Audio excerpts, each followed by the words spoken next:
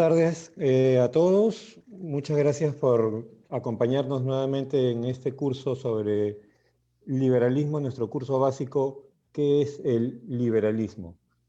El Instituto Peruano por la Libertad, en alianza con la Fundación Friedrich Naumann para la Libertad, Oficina de Países Andinos, les da la cordial bienvenida.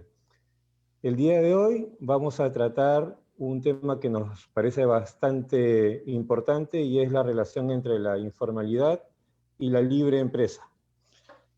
Y antes de dar pase a nuestro expositor, vamos a escuchar las palabras del señor Jörg Denner, representante de la Fundación Friedrich Naumann para la Libertad, Oficina Países Andinos. Adelante, Jörg. Muy buenas tardes a todos ustedes, espero que estén bien. Hoy es un día muy especial. Como pudimos ver, la democracia también tiene dificultades en la madre de las democracias en Estados Unidos, y por eso estos seminarios y eventos que organizamos juntos con estos socios Instituto Peruano por la Libertad son muy importantes, y el tema hoy, la informalidad, es un tema grave por Perú. En esta semana tenemos muchos eventos juntos, creo cuatro eventos, hoy, el viernes y el sábado. Entonces es una semana muy intensiva y vamos a discutir temas muy importantes por el liberalismo, pero por Perú este tema de informalidad es muy importante, y también es importante porque estamos sufriendo con la informalidad en esta pandemia. ¿Sí? Entonces estoy muy interesado en escuchar a nuestro experto en este evento, y muchas gracias, y empezamos con el evento. Muchas gracias. Entonces vamos a presentar a nuestro expositor del día de hoy, es el señor José Luis Tapia Rocha. Él es presidente ejecutivo del Instituto de Libre Empresa. Es también presidente del Centro de Liberalismo Clásico desde el año 2018. Es miembro fundador del Partido de Evolución, catedrático universitario de pre- y posgrado desde el año 2000 y miembro de la Royal Economic Society de Londres. José Luis, muchas gracias por tu participación y te damos pase para iniciar la exposición. Muy agradecido con el Instituto Peruano por la Libertad, por la Fundación Naumann, quienes son los organizadores. Traigo el saludo de nuestro Nobel Partido en formación llamado Revolución, que ya después ya le voy a comentar un poco de qué se trata. Lo principal del tema que me parece, en nuestro juicio, es la posibilidad de enfocar a la informalidad como un aliado dentro de la economía y no como un enemigo. Y lo digo, y ya lo dijo César por adelantado, que la visión que a veces tenemos sobre la informalidad no parece ser la mejor de todas.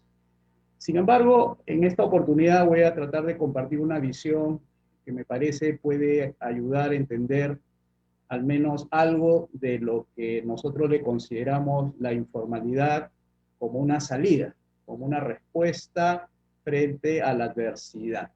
Y permítame compartir la pantalla para poder hacer la presentación, y voy a explicar cómo. Bien, según la Cámara de Comercio, dice que existe algo así como 7.3 millones de unidades económicas en estos momentos, o con respecto al 2019, y dicen que son informales.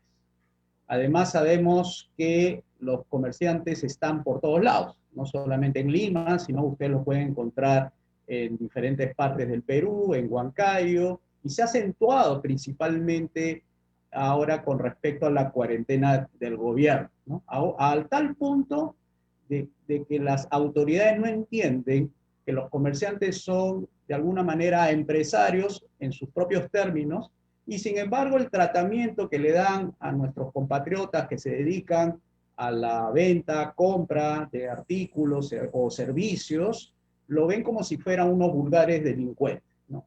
Y esto es un enfoque equivocado, porque enfrenta a una serie de personas que pueden estar de alguna manera llevando el pan a sus hijos, y sin embargo se los tratan como si fueran personas peligrosas para la sociedad.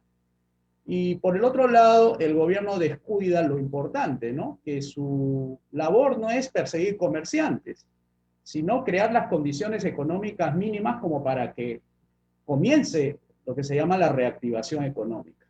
Y producto de la cuarentena, ustedes ven, 6.7 millones de empleos se han perdido.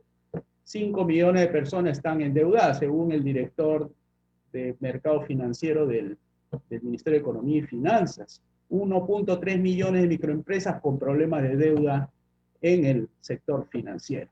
Entonces, y aún lo acentuamos al no corresponder a las expectativas ciudadanas. Según la encuesta que sale hace unos años atrás, esos son los 12 principales problemas del Perú, al menos a juicio de los peruanos. 44% dice que le falta dinero, 43% tiene miedo a ser asaltado, el 36% dice no tengo trabajo. Y ustedes ven una lista más o menos profusa de problemas y desafíos que los peruanos quieren que de alguna manera le creen las oportunidades para poder generar justamente sus soluciones propias, ¿no? Y esto es lo que no está haciendo el gobierno, sino anda persiguiendo comerciantes informales, fiscalizándolos. Nosotros tenemos una visión en el partido, ¿no? Y la visión es cómo es posible que creen una serie de organismos fiscalizadores, reguladores, ambientales, mineros, municipales, laborales, a un conjunto de personas que se encuentran generando riqueza y eso mismo no lo hacen para la delincuencia. O sea, no crean los organismos reguladores, fiscalizadores, supervisores, etcétera. Más se dedican a controlar a la gente que hace cosas pacíficas que a las personas que hacen daño a otras. Esa es una equivocación tremenda que tiene no solamente este gobierno, porque el gobierno que tenemos ahora se equivoca, al igual como se han equivocado muchos gobiernos. En nuestra consideración en el partido, nosotros pensamos que es un tema de sistema. El sistema hay que cambiar. No se trata de cambiar personas, sino cambiar de sistema. Entonces, ¿qué ve uno respecto a lo que tiene que lidiar el empresario formal? El empresario formal tiene que lidiar con 36 impuestos. Es una cosa inimaginable que en un país tan pobre, tan pequeño y que no tiene ni siquiera un peso específico dentro del comercio internacional, sino apenas el 1% del comercio mundial, se le esté condenando a todos los peruanos, a todos los que estamos aquí, a pagar 36 tipos de impuestos. Y peor aún, el gasto del gobierno no para de crecer, sigue creciendo. Si no, fíjense la tendencia de la línea roja, donde se puede apreciar cómo ese gasto del gobierno va incrementándose en función del PBI. ¿Y eso qué significa? Más gasto estatal y menos gasto privado. Es como la ley física, donde tú pones un cuerpo, arrimas al otro. Nosotros tenemos una sospecha. La sospecha que tenemos es que las leyes que tenemos en el Perú son tan malas que generan uno de los tantos fenómenos como la informalidad. Y voy a poner como una hipótesis de trabajo para dejarles inquietos de alguna manera y puedan investigar. Nosotros decimos, en el Perú tenemos prácticamente 12 constituciones y probablemente nos vamos por una 13ª constitución si prospera la agenda de la izquierda. Decimos que en el Perú tenemos 12 constituciones, la última del año 93, y tiene 205 artículos, mientras que en Estados Unidos tiene 7 artículos. Ellos solamente tienen una constitución de 1787, y entre la Cámara de Representantes y la Cámara de Diputados, la de Senado, han promulgado, hasta lo que yo tengo entendido, en el año 2017, 11.955 leyes, mientras en el Perú se promulga desde 1904 hasta la fecha 31.061 leyes. O sea, muchas leyes para poco habitantes, porque si tomamos en cuenta el número de habitantes en Estados Unidos, debería ser al revés, debería haber más leyes, según lo que se entiende por los que son abogados, de que más ley, más control, más orden, más supervisión, etcétera, ¿no? Pero acá estamos hablando de que 11.000 leyes para un país de 300 millones de personas o habitantes, y en el caso peruano tenemos 31.000 leyes para 32 millones de peruanos. Y ahí miren los resultados. El PBI per cápita lo tenemos en $65.000 por el lado de Estados Unidos, mientras el Perú es 7.360. O sea, hay algo que está ocurriendo con respecto a las leyes y merece ser realizado. Nuestra hipótesis es, son leyes malas. Las leyes malas están creando los problemas que nos convoca hoy día, que es el tema de la informalidad. Entonces, ¿cómo salir? Porque no hay que ser tampoco críticos, ¿no? También hay que tener propuestas. Y nuestra propuesta es la siguiente. Nosotros, en el partido, en este pequeño partido que estamos creciendo, tenemos 3 ejes que combatir a estas leyes malas. El primero es tomar distancia prudente de las organizaciones internacionales, que son las que infectan el orden jurídico con leyes malas. Pongo un ejemplo, la OIT, convenio 168, que obliga al Perú, de alguna manera, a tener que poner rígido el mercado laboral. Y que por ese lado el 75% de la población económicamente activa es informal. O sea, estamos hablando de un mercado informal de trabajadores donde el 75% no tienen ni seguro, ni CTS, ni 14 gratificaciones. Los que tienen, eso sí, son los formales, que viene a ser el 25%. Y ahí todavía hay otro elemento que se llama el subempleo, que no lo voy a tocar.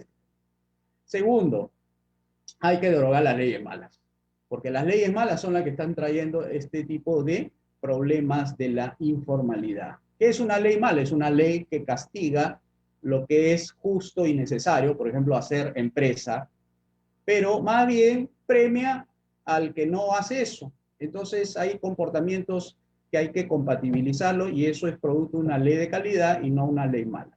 Y tercero, la implementación del programa Las 5 Reformas, que en nuestro juicio es lo que sacaría a los informales de la informalidad y lo integraríamos al mundo formal, y al mundo formal igualmente lo integraríamos a este nuevo mundo que nosotros le denominamos capitalismo liberal o capitalismo de libre empresa. ¿Cuál es la meta? En nuestras investigaciones que hemos realizado, los países que han llegado a acercarse a implementar el programa de las 5 reformas, que se refiere a acercarse al capitalismo liberal, han conseguido por lo menos estos ingresos. Ingresos de $124.000 en el caso de Qatar, en el caso de la región administrada por China, $113.000, Singapur $94.000. Es decir, un país puede llegar a tener esto siempre que tú saques al país, y ahí viene nuestra tarea como políticos, es sacar al país del socialismo que nos encontramos ahora y llevarlo al capitalismo liberal. ¿Para qué?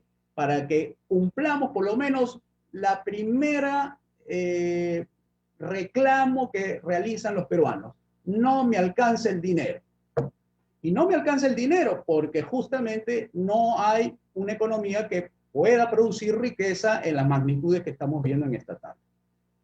Para que sepan, hay 11 lugares en el mundo que los impuestos a la renta, o sea, el impuesto a las ganancias corporativas, pueden llegar incluso hasta 8.5% de cobro.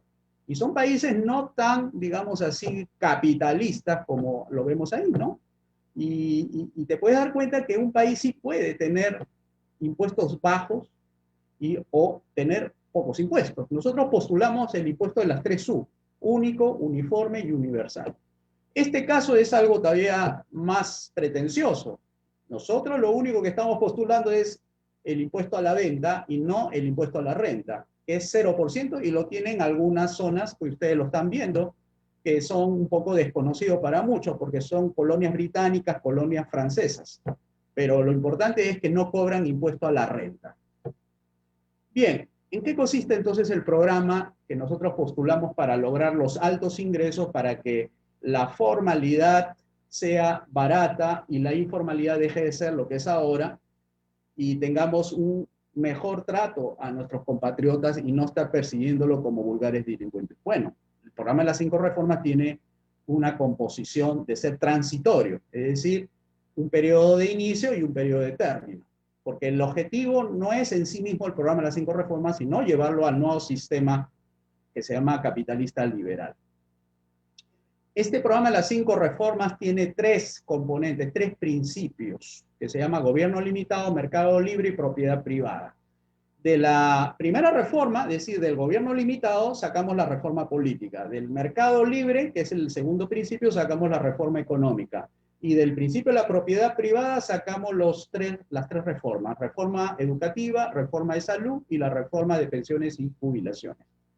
La primera reforma, ¿en qué consistiría? ¿Cuáles serían las medidas, digamos, políticas necesarias para poder implementar esta reforma? Primero, disminuir las funciones del gobierno a solamente justicia, seguridad y obras públicas. La segunda es devolver el resto de funciones al sector privado, en tanto funciones, poderes y recursos. La tercera es reformar el poder judicial y convertirlo en el primer poder del Estado, no el ejecutivo y no el legislativo.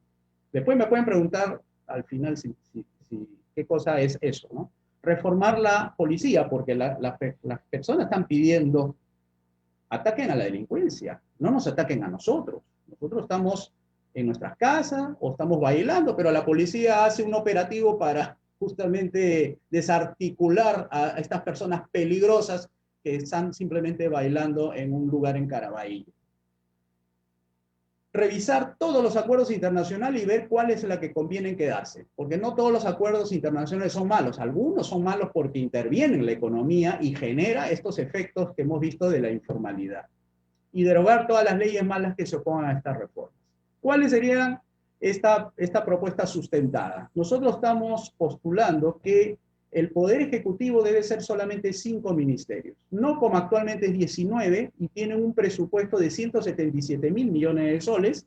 Nosotros pensamos que el total de un gobierno de esta magnitud del ciclo reformista debería gastar solamente 47.000 millones de soles. El resto, que viene a ser Congreso, Poder Judicial, Ministerio Público, es lo que tiene una república. Así que eso no se toca. Gobiernos municipales, gobiernos regionales, solamente deben tener esos tres funciones: ornato, parques y carreteras.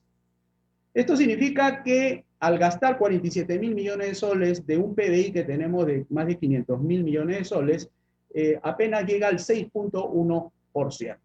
El resto que ustedes ven es la propuesta de nosotros, es decir, esta transición tiene que el Perú pasar del socialismo al capitalismo liberal. Hay una transición que le consideramos que debe pagarse a los más pobres, unos cupones para que puedan matricular a sus hijos en los colegios, o pueda suscribir también acuerdos con compañías privadas de seguros para el tema de la salud y para el tema de las pensiones, devolverle a todos los que corresponden el tema de la FP y ONP y quedarnos con los más pobres para que solamente en el caso de pensión 65 puedan ellos recibir ese dinero y no perderlo durante la transición. Porque la transición, recuerden, que es pasar de un Estado socialista que no produce riqueza a una situación donde produce riqueza. Entonces, esta primera reforma lo que intenta es primero ir liberalizando los mercados, pero primero tienes que bajar los gastos del Estado, tienes que bajar las funciones. Entonces, ¿cuánto se devuelve al sector privado? Es decir, ¿cuánto es lo que no debería estar cobrando un gobierno del orden que tenemos, que es socialista? 97.000 millones. Eso se devuelve, que viene a ser 3.000 soles por cada peruano en términos promedio. ¿Cuáles son los beneficios de la reforma? Aumenta la seguridad ciudadana, que es el segundo punto dentro del segundo problema que tienen los peruanos. Aumenta la delincuencia, hay que combatir la delincuencia con mayor seguridad ciudadana. La segunda es la estabilidad política. No estar permanentemente escuchando que hay que vacar al presidente. Eso no se trata. Lo que se trata es darle estabilidad al gobierno para que haga bien las cosas, de manera que no nos preocupe a nosotros al momento de generar riqueza, crear empleo, crear negocios. Pero el sistema es así, es inestable. Los ministros, el primer ministro, el presidente, son como fusibles. A la menor tensión política ya están pidiendo elecciones o están interpelándolo.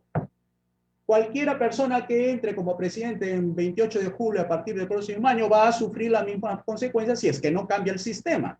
El sistema es perverso, el sistema es socialista, el sistema es inestable por naturaleza. El sistema crea conflictos entre particulares, entre empresarios formales e entre empresarios informales. Parece que fueran enemigos, porque ¿quiénes son los que delatan dónde están los informales? El formal. ¿Y el formal por qué lo delata? Porque le da cólera que el otro no pague impuestos. Pero tampoco no quiere pagar impuestos porque las leyes son demasiado caras y lo ve al otro como, bueno, ¿qué vamos a hacer? Pues yo quiero seguir ganando esto porque tengo que llevar un recurso a mi familia. Entonces están enfrentados los dos mundos, el formal con el informal, y eso tiene que acabar. Y es el socialismo lo que lo está provocando. Tercero, la elevación de la calidad de la justicia, algo que nosotros decimos, el primer poder del Estado es el poder judicial. Necesitamos modernizar la infraestructura, carreteras, caminos, puertos, eso es natural que un gobierno lo atienda. Soberanía nacional para evitar estas, digamos así, burocracias internacionales que no han sido creadas para que legisle en el Perú y sin embargo lo hacen con la anuencia y la complacencia de un poder ejecutivo o un poder congresal que acepta lo que de afuera le ponen o le condicionan, ¿no?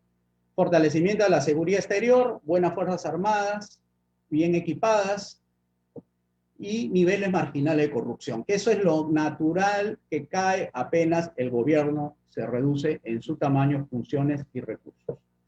Bien, la segunda es la reforma económica, se refiere a las principales medidas, privatizar los mercados, desregular tanto los mercados de bienes como la de factorial, o sea, recurso natural, mano de obra, capital y talento empresarial, eliminar las regulaciones económicas, esas están de más y hay mucha regulación económica por el lado de la competencia, por el lado de la opinión pública, hay las ISO 9000, ISO 14000, el propio sector privado genera su propia regulación, los propios gremios empresariales generan su regulación, entonces más las regulaciones del gobierno son demasiado onerosas. Por eso sale caro producir los productos.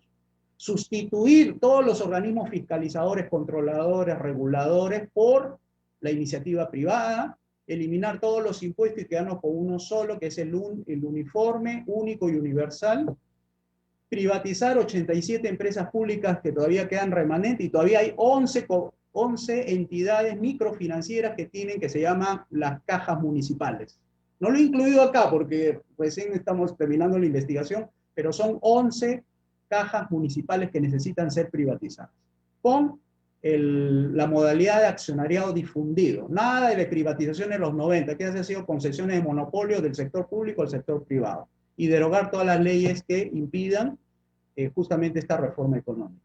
Los beneficios de la reforma económica son aumento de los ingresos, como hemos visto hace un momento, tipo Qatar, tipo Singapur, tipo Luxemburgo, países capitalistas. Segundo, incrementar los empleos, que la gente lo pide como tercer problema. Dicen, no tengo trabajo. Bueno, estamos generando eso con la segunda reforma económica. La tercera, elevación de las oportunidades de negocios. Ya no habría esta dualidad de mercado informal, mercado formal. Disminución de los precios y los costos, algo que no se dice. Cuando tú haces reforma del Estado y al eliminar 36, o bueno, 35 para nuestro caso, impuestos, estás eliminando impuesto a la renta, el IGB, estás eliminando las regulaciones laborales, que significa CTS, gratificaciones. Hemos sacado un cálculo bien conservador y nos arroja cerca del 50%, hemos puesto 40%. Es decir, el recibo de luz que viene en 100 soles todos los meses a tu casa se reduciría a 60 soles. Y así con las pensiones, así con el celular, así con el transporte público, así con las pensiones de las universidades, se reduciría en un 40%. Y aumento de la calidad de los servicios producto de la libre competencia. Esa es la segunda reforma, estos son los beneficios. Vamos a la tercera reforma educativa y nosotros igual seguimos la línea de las privatizaciones. Hay que desregular este mercado que está controlado por el Ministerio de Educación o por las superintendencias que tiene. Luego, la transferencia de 54.000 colegios estatales, urbanos y rurales a los padres de familia, docentes y no docentes. O sea, ellos serían los principales beneficiarios de la privatización popular. La entrega de propiedad significa a cuántas personas vas a beneficiar, según las estadísticas, a 1.800.000 personas, padres de familias, docentes y no docentes. Emisión de bonos individuales, es de la del estilo friedmaniano, o sea, el voucher educativo que dijo Friedman allá en la década de los 60. Luego, derogar todas las leyes malas que se opongan a esta reforma educativa. Vamos a la reforma de la salud, pero antes vamos a presentar los beneficios de la reforma. Significa ampliar la cobertura educativa y no conformarnos con las 70.000 establecimientos educativos. Segundo, la cobertura implica mejorar la calidad del servicio educativo. Libre competencia, desregulación del mercado, sustituir al Ministerio de Educación por las iniciativas privadas es más que suficiente para mejorar la calidad de educación y no necesitamos de algún tipo de, digamos así, regulaciones externas a este mercado. Disminución de las pensiones y matrícula, que es uno de los principales beneficios, es decir, los colegios ya no van a ser tan caros, porque la palabra de las personas está en su vocabulario cuando dice es caro. ¿Saben por qué lo dicen que es caro? No porque el producto o el servicio sea caro, sino porque los ingresos son demasiado bajos. Y cuando los ingresos son demasiado bajos, todo le parece caro a la gente. Le parece caro la luz, el teléfono, le parece caro el transporte público, le parece caro el arroz, le parece caro el tarro de leche, porque sus ingresos son bajos. Y lo que intentamos hacer con estas 5 reformas es hacer que los ingresos suban para que ya no le parezca caro esto que acabo de señalar. Modernización de la infraestructura educativa, de crecimiento de los precios de los materiales educativos, y hay algo que tampoco se dice mucho, es que a través del libre mercado, a través de la productividad, tú puedes lograr que los negocios educativos privados puedan pagar mejor a los maestros, y no como es ahora, para que reciban un aumento, el maestro de la escuela estatal tiene que aprobarse todavía por vía presupuesto público o porque presionan al gobierno saliendo a las calles a marchar para pedir aumento del presupuesto. Eso se puede acabar con hacer las 5 reformas. La cuarta reforma es la que todo el mundo quisiera tenerlo en estos momentos. ¿Cuál es? Primero, Estimado, sí, José Luis, disculpa que te interrumpa un segundo. Solo te pediría, si es posible, tratar de volver al tema que es materia de la charla, que es informalidad y libre empresa. sí, es que todas estas medidas son justamente para acabar con la informalidad. Ok, Por a ver, gracias. pongamos el caso de salud. El mercado de la salud, hay hospitales informales, hay algunas clínicas que entra la policía y sacan al médico porque no tiene título como colegio médico. Sí, por supuesto, eso es informalidad. ¿Cuánta informalidad hay? Entonces, para evitar justamente, para quitarnos de encima ese tema de la informalidad, hay que hacer un conjunto de reformas. No es a ver, de repente ha sido mi culpa, de repente sí, porque no he explicado bien. Lo que quería decir es que estas reformas lo que pretende es atacar de fondo el problema, porque la reforma, las 5 reformas es un conjunto organizado de propuestas para acabar con la informalidad y para que el formal con el informal se unan. Entonces, esa es la idea, por eso presento, porque me van a hacer preguntas. ¿Y cómo vamos a llegar de aquí para allá? Bueno, entonces voy a terminar y lo paso inmediatamente a las preguntas que seguramente me lo van a hacer, porque ¿qué tiene que ver esto con la informalidad? Y ahora lo voy a pasar a explicar. Entonces, voy terminando, porque este es el penúltimo. Entonces digo, el bono que tienen que entregarle a los más pobres del país consiste en que con eso se puede asegurar. Después, el tercero, 19.859 establecimientos de salud, hay que privatizarlos. ¿Para qué? Para ordenar el mercado. Justamente, el mercado tiene formal e informalidad por producto de estas regulaciones que en muchos casos no cumple con los propósitos para los cuales fueron creados.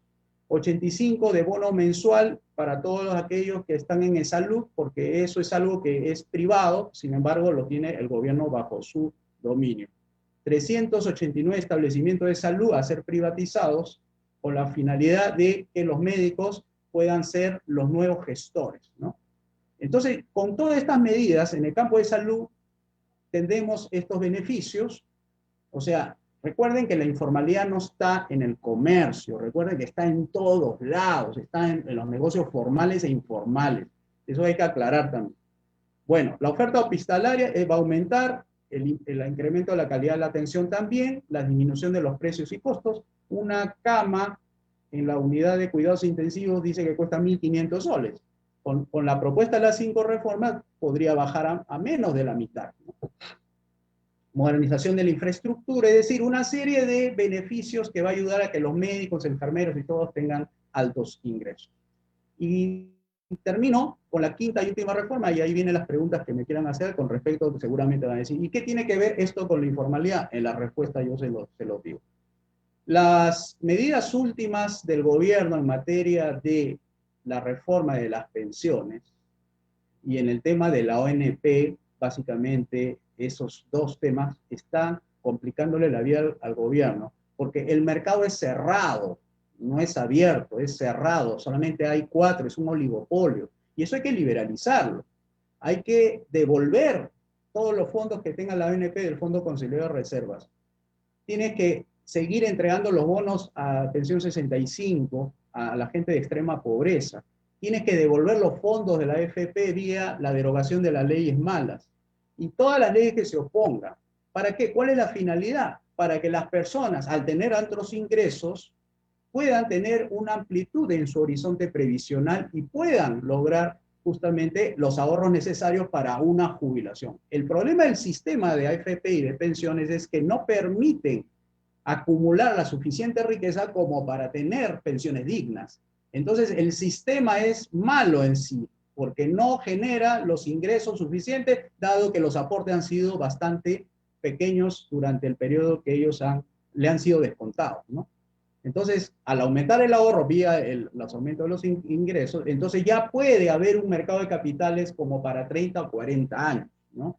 Y esa es la idea, de que haya oportunidades de inversión para todos y no solamente para algunos grupos como son las AFP, ¿no? Que son los únicos que pueden negociar grandes cantidades de capitales, 152.000 millones de soles en manos de ellos, producto de este ahorro previsional. Bien, entonces, solamente para cerrar nada más el tema, el puntual. Cuando yo dije al comienzo que el tema de la informalidad es un problema legal, me refería a esas 31.060 o 31.047 leyes, que se refieren a las 600.000 normas que le han complicado la vida a la gente. Porque el formal tampoco se sabe cuáles son todas las normas que hasta ahora ha dictado tanto el Congreso como el Poder Ejecutivo. El Estado produce una norma cada 6 minutos. Y eso es lo que hay que hacer, derogar, así como hace Trump, dice, por cada norma que a mí me aprueban o cada regulación que a mí me mandan que yo apruebe, la condición es que deroguen 2 regulaciones, ¿no? ¿Y qué es una ley mala? Es una ley que fomenta o premia los malos comportamientos. Entonces, ¿cuál sería esa ley mala? Todas las que ven ustedes ahí. Con eso acabamos la informalidad. Y no es que vamos a acabar con los informales, lo que vamos a acabar son con las barreras de acceso al mundo formal o en su contrario, bajar los costos para que justamente puedan los formales producir productos menos caros y menos de baja calidad contra lo que normalmente hace ahora, ¿no? Entonces, estas son los impuestos excesivos que están en esta segunda clase. La tercera, hay que abrir los mercados y no obligar a la gente que lleve el nuevo sol. Hay que derogar la ley de bancos para que baje los créditos. Esos costos de los créditos son bastante altos. Que eso es justamente la queja de ahora que hace el Congreso, es congelar la deuda bancaria, como si esa fuera la solución. No, hay que derogar las leyes. Eso es lo que origina la informalidad, porque la gente no obtiene su crédito por el lado bancario, es demasiado caro. Y cuando se va al sector de las cajas, es más caro todavía. Entonces tenemos muchas leyes que hacen complicado seguir en el mundo formal y por eso la respuesta de las personas, si yo no lo puedo hacer por el lado formal, me voy por el lado informal. Y todas estas son las leyes que hay que derogar, que son 8 clases, por si acaso, todas las que estoy pasando aquí. Y estos son los acuerdos internacionales, la OIT, la FAO, UNESCO, que hay que derogar todas estas leyes que han influido para que se convierta el mercado normal en un mercado informal. Ese es el gran problema, pero hay que hacerlo a través de un programa consistente. La informalidad no puede ser vista como un compartimento estanco, como si fuera una cosa aislada del resto de la economía. Por eso necesitamos las 5 reformas para poder eliminar todos esos impedimentos que tienen las personas para poder ser libres a la hora de comerciar, producir, consumir, invertir, ahorrar, exportar y todo eso. Necesitamos tomar distancia prudente de estas organizaciones que nos infectan con leyes malas y, por cierto, aumenta con ello la informalidad. ¿Cuáles serían las leyes que nos quedaríamos? y que bajarían los costos hasta un 50%, serían todas las que ustedes ven ahí. Código de Comercio, Código Civil, Código Penal, Código de Procedimientos Penales, Código de Ejecución Penal y hasta el Código Tributario. Eso sería todo. Esa es la propuesta. Por eso yo me he dedicado 70% de esta exposición hablando de una propuesta contra un diagnóstico que ya todos lo conocemos y lo sabemos. Por eso esto es libre empresa, esto es capitalismo en libre empresa. Bien, lo dejo ahí por si hay preguntas que quieran hacer. Muchas gracias al Instituto Peruano por la Libertad y a la Fundación Nauma por permitirnos poder llevar una propuesta de solución a todos ustedes. Muchas gracias. Muchas gracias, José Luis. Bueno, la idea de los eventos que promueve el Instituto Peruano por la Libertad es más académico que político, pero de todas maneras le agradecemos las propuestas. Vamos a pasar a las preguntas que tenemos de algunas de las personas que nos han escrito. Por ejemplo, una persona nos pregunta, usted habló al inicio sobre el socialismo. ¿A qué tipo de socialismo se refiere? Todo lo que sea socialismo, es decir, socialismo democrático, socialismo cristiano, socialismo duro, socialismo venezolano, socialismo... Lo que pasa es que yo lo englobo porque el concepto es así. ¿Qué es socialismo? Gobierno ilimitado. No tiene límite, hace lo que quiere. Mercados controlados, regulados, supervisados, fiscalizados. Y propiedad estatal en todo lo que pueda. Y si lo quieras resumir, todo lo que sea socialismo, tanto el marxismo clásico, o sea, el marxismo me refiero del Manifiesto Comunista 1848, hasta el marxismo cultural. Eso es socialismo. O sea, eso es lo que nosotros señalamos. Una pregunta. En el Perú se habla de que tenemos alrededor de un 75% de informalidad en lo que es materia económica. Y probablemente por efecto de la pandemia ese porcentaje haya aumentado. ¿Por qué crees que existe tanta informalidad en el país? Bueno, una parte son por las medidas económicas, porque actualmente ha crecido la informalidad. La cuarentena del gobierno ha sido un gran problema, porque ha mandado a todos a sus casas, poniendo solamente lo esencial para que produzcan ciertos servicios básicos y la alimentación. Entonces, cuando tú haces un apagón productivo, lo que vas a generar es todas las empresas cierran y los trabajadores a sus casas. Pero las personas no van a soportar, pues, un mes, 2 meses, ni un día siquiera estar sin trabajar. Es imposible hacer, sobre todo que acá en el Perú es tanta el corto plazo, es decir, las personas tienen negocios de corto plazo, eso hay que señalar. No es que los negocios son de grandes capitales que pueden esperar 3 o 4 meses, ¿no? Sin vender, ¿no? Tienen buenas espaldas financieras. No, acá estamos hablando de que el 98% de las empresas en el país son microempresas, entonces viven del día a día. Entonces, felizmente, los peruanos somos ahorrativos. Si han podido soportar un mes y medio con los ahorros personales o familiares que han tenido, y es que ya al mes y medio ya le estaban reclamando al gobierno salir, porque ya no iban a soportar estar un mes y medio en sus casas sin trabajar, ya se les acabó el ahorro. Entonces han tenido que forzar. Entonces, muchas empresas han cerrado. Recuerden esos 6.3 millones de desempleo. ¿De dónde viene ese desempleo? Viene de las empresas. O sea, viene de las empresas que han cerrado porque, les pongo un ejemplo, 2.000 colegios formales han cerrado y se espera que termine el año sean 4.000. ¿Saben cuántos maestros han dejado de enseñar?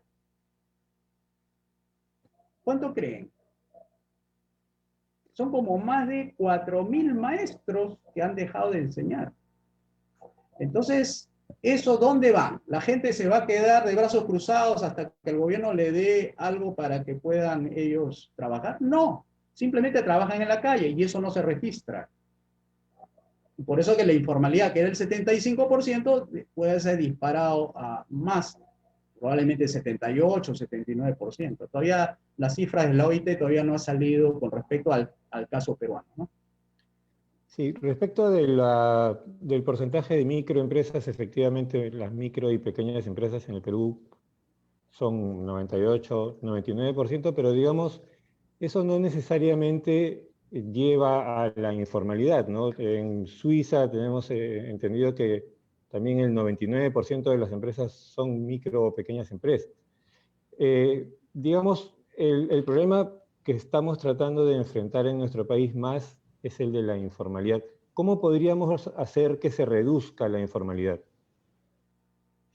Desregulando, privatizando los mercados, dejando de que el sistema económico sea socialista, porque cuando es socialismo es control, fiscalización, es la pérdida de orientación.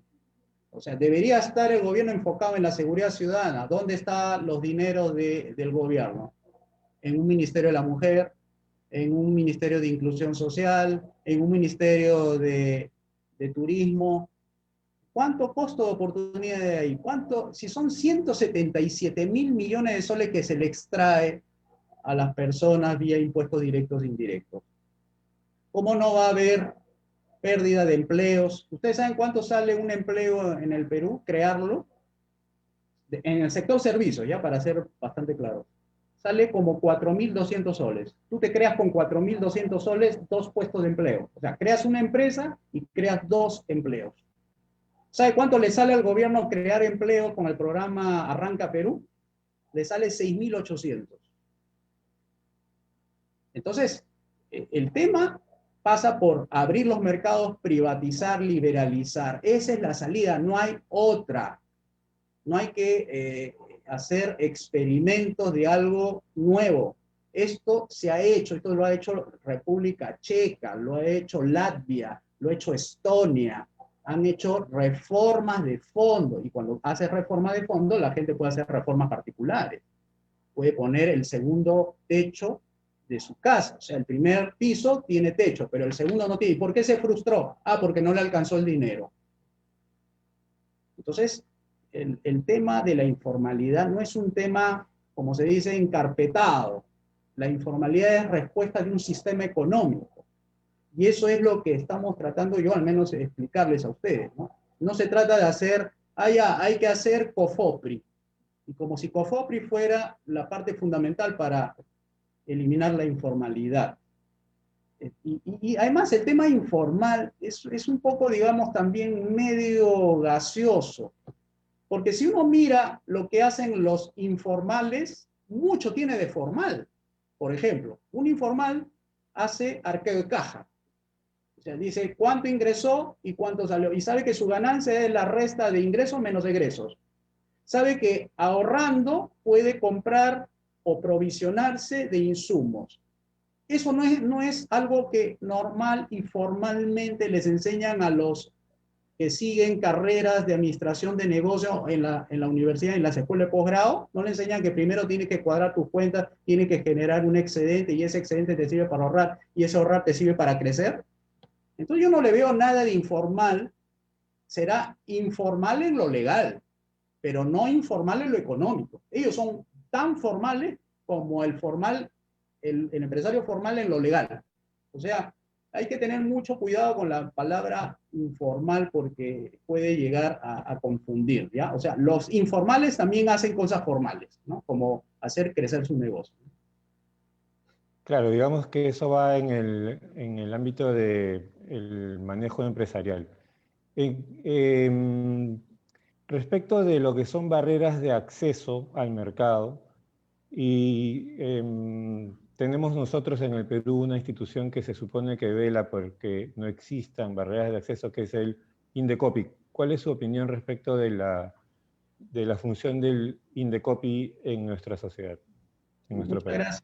Muchas gracias por preguntar eso, porque justamente esas entidades no colaboran con la formalidad. Esas tienen que ser sustituidas. Todas las organizaciones que tienen que ver con la economía tienen que ser sustituidas por la iniciativa privada. No es necesario una entidad como Indecopi para que haya libre competencia. La libre competencia es cuando es libre, no cuando hay regulaciones, ¿no? Una forma de promover una mayor formalización de los empresarios desde el punto de vista de que ingresen a la legalidad sería reducir impuestos. Es una, pero hay que hacer muchas cosas. Además de reducir impuestos, hay que reducir la función del Estado, porque esos son los que entraban, lo que hacen que sea difícil. Por ejemplo, la actividad de transporte. Fíjense, ¿cuántas autoridades de transporte hay para el mercado de transporte? ¿Hay una? No, hay tres. Ministerio de Transporte y Comunicaciones, la Policía Nacional del Perú y la Autoridad de Transporte Urbano. O sea, el que está teniendo su taxi colectivo no sabe a quién responder porque tiene tres jefes. Tiene el Ministerio de Transporte, que también lo puede multar, la Autoridad de Transporte Humano, que también lo puede multar, y la Policía Nacional, que también lo puede multar. Entonces, ¿dónde se ha visto que en un mercado haya tres jefes, tres cabezas? Eso puede ocurrir en el Perú, porque justamente se cree que a mayor organismo, mayor orden. Nosotros sostenemos que es al revés. A mayor organismo genera más desorden, más informalidad, más incumplimiento, pero no es el incumplimiento con vista a hacer malas cosas desde el punto de vista económico, sino es el no hacer no cumplir con los requisitos que le exige. Por eso nosotros hablamos mercados libres, propiedad privada extendida, privatizaciones populares, para acabar con el tema de la informalidad. Por eso no es simplemente cerrar Indecopi o bajar impuestos, no. Hay que transformar al Perú en un país capitalista de libre mercado para que la informalidad baje a los niveles ínfimos, porque siempre va a haber gente que va a querer ser informal, pero que por lo menos que sea algo de 1%, 2% con respecto al PBI, no como ahora es 60%, eso lo dice Norman Loaiza del Banco Mundial, ¿no? Pero hay diferentes mediciones, pero bueno, la más estándar es la que Norman Loaiza, dice que es 62%. En el laboral es 75%. En el PBI con respecto a la economía informal, economía, no mercado laboral, es 62%.